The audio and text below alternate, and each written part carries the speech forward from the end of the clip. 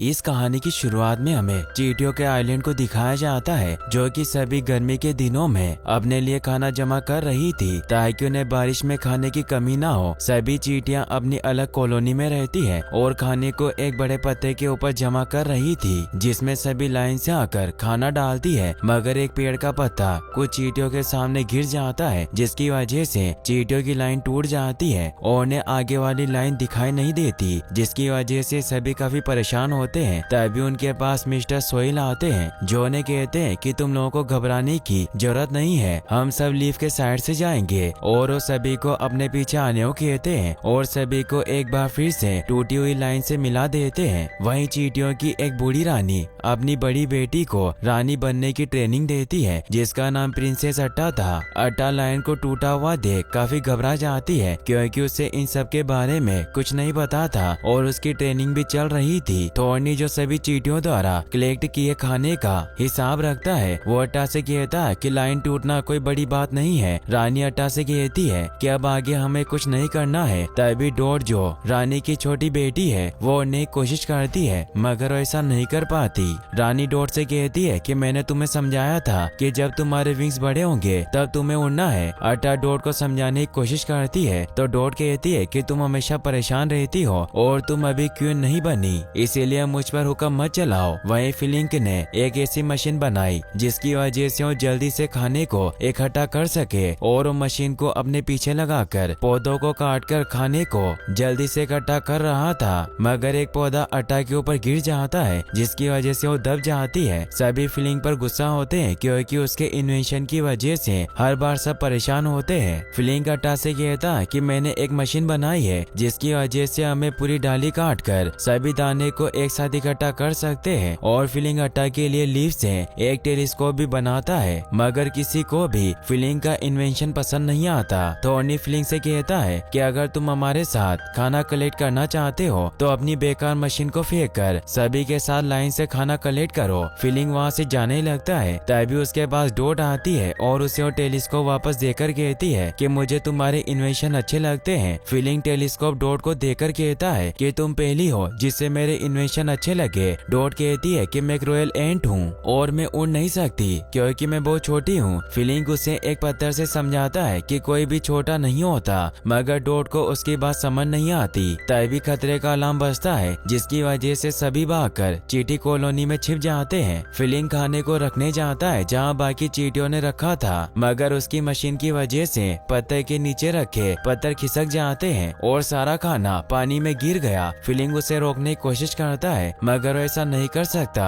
और भागकर अट्टा को इसके बारे में बताने जाता है। सभी एंट हिल के अंदर होते हैं और काफी डरे हुए थे क्योंकि एंट और ग्रास ऑफर के बीच एक डील हुई थी जिसमें उन्हें साल में 2 बार खाना कलेक्ट करके देंगे, जिसके बदले ना वो एंट को मारेंगे और न ही किसी और दूसरे बड़े कीड़े को एंट को मारने देंगे। फिलिंग अट्टा से कहता है कि मैं खाने के बारे में आपको कुछ बताना चाहता हूँ, मगर उसकी बात नहीं सुनती। चींटियों की कॉलोनी के अंदर ग्रास होपर्स घुस जाते हैं, जिनके साथ उनका लीडर होपर भी था। होपर की वजह से सभी चींटियां डरती है। होपर उनसे कहता है कि मेरा खाना कहाँ है, तो अट्टा उसे कहती है कि खाना ऊपर के पत्ते पर है। होपर बताता है कि अगर खाना ऊपर होता तो मैं तुम जैसे छोटे लोगों के पास कभी नहीं आता और ये सब तुम्हारी वजह से हुआ है। तुम एक लीडर हो और तुम्हें इसके बारे में ध्यान रखना चाहिए था। होपर का भाई मोल्ट, जो कि एक नेक दिल का है, वो बिना सोचे बोलने लगता है, जिसकी वजह से होपर उसे दीवार पर टांग कर कहता है कि मैंने माँ से वादा किया है, इसीलिए मैं तुम्हें नहीं मारूंगा, मगर जब तक हम इस आइलैंड पर हैं तब तक तुम चुप रहोगे। होपर रानी से कहता है कि बारिश आने में अभी थोड़ा समय है, इसीलिए तुम सब हमारे लिए फिर से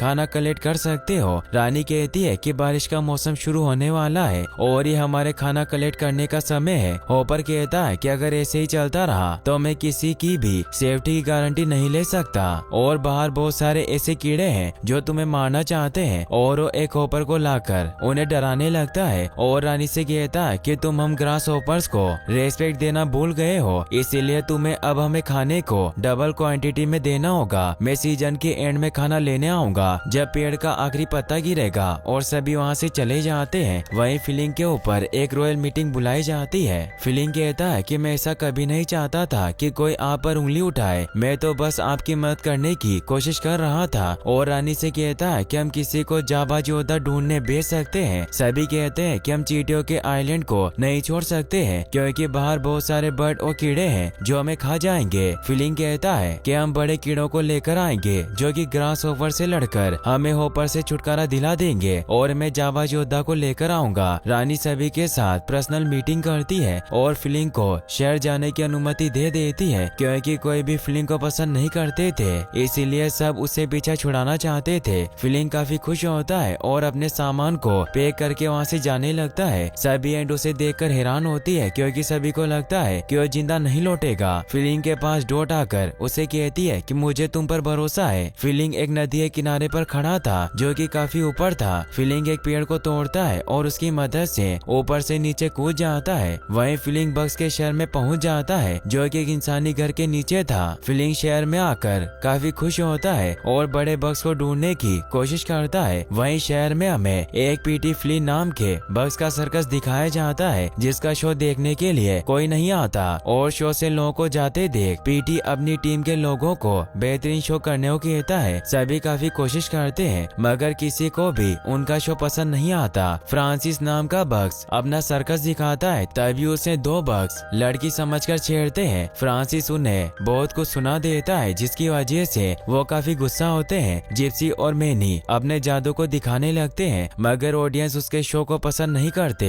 और उन्हें टमाटर फेंककर मारने लगते हैं जिसकी वजह से मैनी वहाँ से चला जाता है और ऑडियंस भी जाने लगती है। ये देखकर पीटी सभी से कहता है कि हम आपको आग का खेल दिखाएंगे जिसमें तोप के गोले के सामने दो जुड़वा कीड़े रोल और टक होंगे और आग के गोले को रोजी जो एक मकड़ी है वो अपने जाल को बुनकर रोकेगी और ये सब 15 सेकंड में होगा और सभी की आंखों पर पट्टी बंदी होगी और वो आग जला लेता है मगर रोल और टक आपस में लड़ने लगते हैं जिसकी वजह से वो पीटी के ऊपर गिरते हैं और पीटी उछलकर तोप के गोले के सामने चिपकने वाले पेपर पर गिरता है जिसके ऊपर फ्यूज छिड़क रखा था और वो पेपर से चिपक जाता है जिसकी वजह से वो जल जाता है। पीटी गुस्सा होकर सभी को जॉब से निकाल देता है। वहीं फीलिंग एक बार में जाता है और सभी बग्स योद्धा के बारे में पूछने लगता है मगर कोई भी उसकी बात नहीं सुनता। वहीं सभी सर्कस के बग्स भी उसी बार में बैठे थे जिन्हें नौकरी से बाहर निकाल दिया गया था और सभी अपनी नौकरी के जाने से काफी दुखी थे। तभी वहाँ वो बग्स आते हैं जिनके साथ फ्रांसिस ने सर्कस में झगड़ा किया था। वो अपने साथ एक बड़े बग्स को लाते हैं और फ्रांसिस का मजाक बनाने लगते हैं। फ्रांसिस गुस्सा होकर उनसे लड़ने लगता है। वो सभी एक ड्रम के अंदर थे। वो घूमने लगता है जिसकी वजह से सभी कीड़े बेहोश हो गए। फीलिंग को लगता है कि सर्कस के कीड़ों ने सभी को हरा दिया है और वो एक योद्धा है इसीलिए वो उनसे अपनी एंट कॉलोनी को बचाने को कहता है। सर्कस के सभी बग्स को लगता है कि हमसे शो कराना चाहता है और फीलिंग की बात सुने बिना उसके साथ एंट आइलैंड चले जाते हैं। फीलिंग इस बात से काफी खुश होता है। उसे लगता है कि अब वो ग्रास होपर्स को हराकर भगा देगा। वहीं एंट कॉलोनी में सभी खाना इकट्ठा कर रहे थे मगर तेज गर्मी की वजह से वो ऐसा नहीं कर पाते। डॉट फीलिंग का इंतजार कर रही थी क्योंकि उसे फीलिंग पर पूरा विश्वास था। फीलिंग सभी के साथ एंट आइलैंड पहुंचता है। बड़े कीड़ों को देखकर सभी चींटियां छिप जाती है क्योंकि उन्हें लगता है कि उनके ऊपर बग्स ने हमला कर दिया है। डॉट फीलिंग के पास दौड़कर जाती है तभी सब देखते हैं कि वो फीलिंग है और सब उसके पास आते हैं। चींटियों के बच्चे सभी कीड़ों के साथ खेलने लगते हैं। रानी फीलिंग के पास आकर कहती है कि तुमने जो कहा था तुमने कर दिखाया। फीलिंग सभी कीड़ों को अट्टा से मिलवाता है और कहता है कि इन्होंने ही मुझे आप सभी को लेने भेजा था। सभी चींटियां मिलकर सर्कस के कीड़ों का स्वागत करते हैं क्योंकि सभी को लगता है कि ये योद्धा है जो हमें ग्रास होपर से बचाएंगे। डॉट और उसके साथियों ने सभी कीड़ों के लिए पेंटिंग बनाई थी जिसमें कीड़े ग्रास होपर्स को मार रहे हैं पर मिस्टर सोइल बच्चों के साथ मिलकर ग्रास होपर्स के बारे में नाटक करके दिखाते हैं। डॉट का नाटक देखकर सभी तालियां बजाते हैं मगर सर्कस के कीड़े समझ जाते हैं कि उन्हें यहाँ ग्रास होपर से लड़ना होगा। वहीं फीलिंग स्पीच देने लगता है तभी रोसी फीलिंग के पास आकर कहती है कि हम कोई जाबाज योद्धा नहीं है, हम सर्कस के कीड़े हैं और सभी वहाँ से भागने लगते हैं। फीलिंग अट्टा से कहता है कि सभी कीड़ों ने एक जरूरी मीटिंग बुलाई है इसीलिए मुझे जाना होगा ताकि हम सब मिलकर ग्रास होपर्स का सामना कर सके और वहाँ से चला जाता है। फीलिंग सभी से कहता है कि तुम सब एक सर्कस के कीड़े हो, तुमने मुझे पहले क्यों नहीं बताया। मगर सभी वहाँ से जाने लगते हैं। फीलिंग उनके पास जाता है और कहता है कि अगर सबको पता चल गया कि तुम लोग एक सर्कस के कीड़े हो तो मैं किसी को अपना मुंह नहीं दिखा पाऊंगा। तभी वहाँ अट्टा आती है और फीलिंग से कहती है कि मैं भी इस मीटिंग में आना चाहती हूँ। फीलिंग कहता है कि वो एक पर्सनल मीटिंग कर रहे हैं। तभी फीलिंग देखता है कि सभी कीड़े वहाँ से भाग गए। फीलिंग उनका पीछा करके सलीम के ऊपर लटक कर उन्हें रोकने की कोशिश करता है। सभी एक बर्ड के नेस्ट के पास आकर रुकते हैं। बर्ड उन्हें मारने की कोशिश करता है। वहीं डॉट ने सभी को जाते देख लिया था, इसीलिए फीलिंग के पास आती है, मगर बर्ड उसे गिरा देता है। फ्रांसिस डॉट को पकड़कर अपनी जान बचा लेता है, मगर बर्ड उन्हें मारने की कोशिश करती है। यह सब अट्टा दूरबीन से देख रही होती है। फीलिंग डॉट को बचाने जाता है। हाइमलेक और सलीम मिलकर बर्ड का ध्यान भटकाते हैं। फीलिंग बाकी कीड़ों के ऊपर लटक कर कांटों में छिप जाता है। बर्ड कांटों में जाने की कोशिश करता है, मगर कांटे चुभने की वजह से वो अंदर नहीं जा पाता और वहाँ से चला जाता है और सभी की जान बच जाती है। सभी सर्कस के कीड़ों को बर्ड से लड़ता देख रानी और बाकी सभी उन्हें जावा समझते हैं और तालियां बजाते हैं। वहीं डॉट को बचाते समय फ्रांसिस के पैरों पर चोट आई थी, इसीलिए उसे आराम करने के लिए रॉयल रूम दिए जाते हैं। दूसरी तरफ अट्टा फीलिंग को अकेले में बात करने के लिए बुलाती है और उसे कहती है कि कोई भी मुझे रानी बनने के लायक नहीं समझता है, मगर तुम भी मुझे माफ कर दो और जाबाज कीड़ों के लिए तुम क्वीन के प्रतिनिधि बन जाओ, क्योंकि तुम उन्हें अच्छे से जानते हो। फीलिंग इस बात से खुश होता है और अट्टा को किस करके वहाँ से चला जाता है। अट्टा भी इससे खुश होती है, क्योंकि फीलिंग के सिवाय कोई उसे नहीं समझता था, इसीलिए अब उसे पसंद करने लगी थी। वहीं फीलिंग कीड़ों के पास जाता है और उनसे कहता है कि ग्रास ओवर्स को हराने के लिए हम सब मिलकर एक नकली बर्ड बनाएंगे, जिसे हम अंदर बैठकर चला सके और उसे एंट हिल के ऊपर पेड़ में छिपा देंगे। जब ग्रास ओवर हम पर हमला करेंगे तब बर्ड को नीचे लटका देंगे, क्योंकि ग्रास ओवर्स बर्ड से डरते हैं। उसके बाद तुम यहाँ से जा सकते हो। सभी कीड़े उसे ऐसा करने के लिए मना करते हैं। तभी वहाँ डॉट और उसके कुछ साथी सर्कस के बक्स से ऑटोग्राफ लेने आते हैं और कहते हैं कि बड़े होकर हम सब आपकी तरह बनेंगे। ये सब देखकर सर्कस के कीड़े काफी खुश होते हैं और फीलिंग की बात मान लेते हैं। फीलिंग कहता है कि जावा योद्धाओं और मैंने मिलकर नकली बर्ड बनाने का प्लान बनाया है। रानी को भी उसका प्लान पसंद आता है और वो कहती है कि अलग काम करने का हमारा कोई इतिहास नहीं है, लेकिन हम सब मिलकर नकली बर्ड बना सकते हैं। अगले दिन सुबह सभी नकली बर्ड बनाने का काम चालू करते हैं। सभी बर्ड को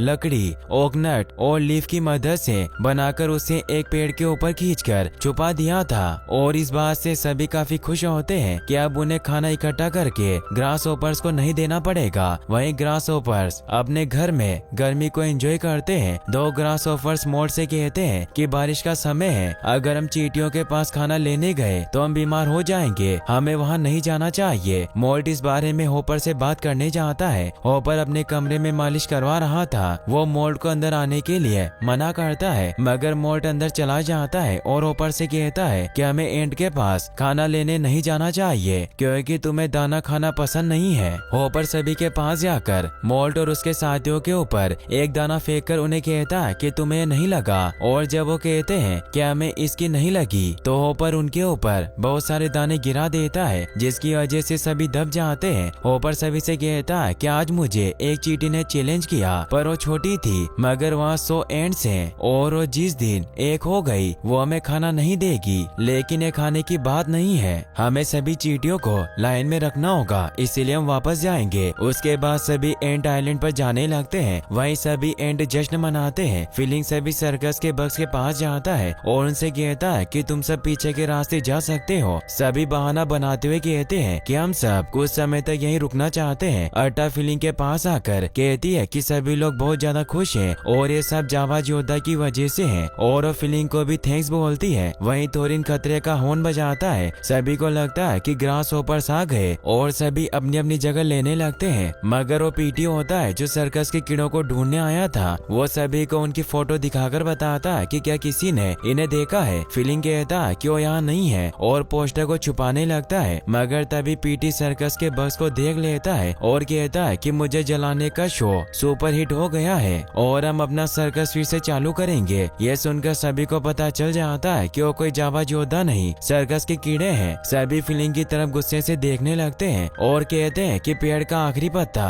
गिरने वाला है और हमने होपर के लिए थोड़ा भी खाना इकट्ठा नहीं किया, क्योंकि हम सर्कस के कीड़ों पर भरोसा कर रहे थे। अगर होपर को पता चल गया तो हमें मार देगा। रानी कहती है कि होपर को कभी पता नहीं चलेगा, सभी सर्कस के कीड़े यहाँ से चले जाओ। फीलिंग कहता है कि बर्ड का आइडिया काम करेगा। अट्टा कहती है कि फीलिंग तुमने सभी से झूठ कहा और मैं गंवारों की तरह तुम पर विश्वास कर रही थी। वो फीलिंग को जाने के लिए कहती है और इस बार वापस आने से मना करती है। फीलिंग कहता है कि मैं बस अपनी कॉलोनी को बचाने की कोशिश कर रहा था और सर्कस के कीड़ों की गाड़ी में बैठकर उनके साथ चला जाता है। वहीं सभी एंट जल्दी से खाना इकट्ठा करने लगते हैं, मगर तब तक वहाँ ग्रास होपर्स पहुँच जाते हैं। होपर सभी से कहता है कि मैंने तुम्हें खाना इकट्ठा करने के लिए दूसरा मौका दिया था, मगर तुमने उसे भी गवा दिया। होपर रानी को पकड़कर उसे अपने साथ ले जाता है। डॉट और उसके साथी एक पौधे में छिप जाते हैं और वो ग्रास होपर्स की बात सुनते हैं। डॉट को पता चलता है कि होपर खाना खाने के बाद रानी को मारने वाला है और एक खबर देने के लिए वो भागकर फीलिंग के पास जाती है, मगर उसके पीछे ग्रास होपर्स पड़ जाता है, जिससे बचकर वो भागने लगती है। मगर आगे रास्ता न होने की वजह से वो वहाँ से कूद जाती है, मगर उसे उड़ना नहीं आता था। ग्रास होपर्स उसे देखकर वहाँ से चला जाता है, लेकिन डॉट बच जाती है क्योंकि वो अब उड़ना सीख गई थी। वही फीलिंग काफी उदास होता है क्योंकि उसकी कई कोशिशों के बाद भी वो अपने साथियों को खुश नहीं कर पाया। तभी उसके पास डॉट आती है और वो फीलिंग को बताती है कि जब ग्रास होपर्स ने हम पर हमला कर दिया